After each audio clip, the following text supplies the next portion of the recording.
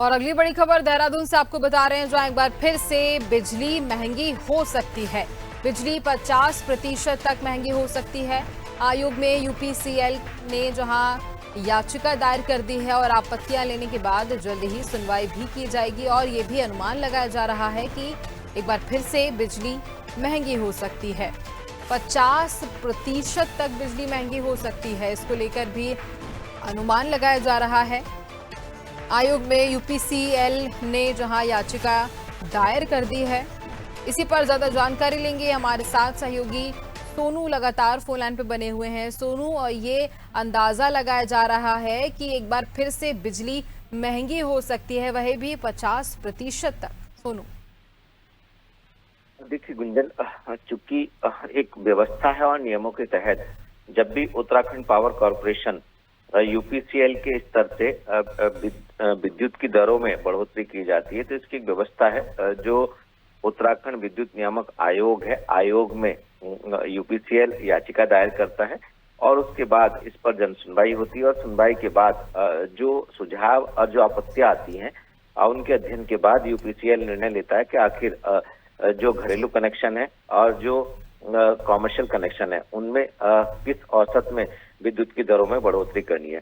लेकिन ये जो मामला है जिस पर हम चर्चा कर रहे हैं, ये मामला राज्य गठन के दौरान जब उत्तर प्रदेश से उत्तराखंड अलग राज्य बनाया जा रहा था, उस वक्त की परिसंपत्तियों के बंटवारे से भी जुड़ा हुआ है। लिहाजा साल 2000 में उत्तर प्रदेश से अलग होकर उत्तराखंड के गठन के बाद दोनों ही राज्यों के बीच की जो विद्युत विभाग की जो परिसंपत्तियां हैं, जो देनदारियां हैं, उनका बंटवारा किया गया था और यूपीसीएल ने जो है वो 12 अक्टूबर 2003 को एक यूपीसीएल ने इसके बीच हस्ताक्षर किए थे। तो एक ये मामला उससे भी जुड़ा हुआ है। तो ऐसे में अब चूंकि एक याचिका यूपीसीएल ने नियामक आयोग में दायर की है, इस याचिका की सुनवाई होगी और इस सुझाव भी ले जाएंगे और जो आपत्तियां हैं हितधारकों की उनको भी सुना जाएगा और इसके अध्ययन के बाद फिर आयोग जो है वो निर्णय लेगा।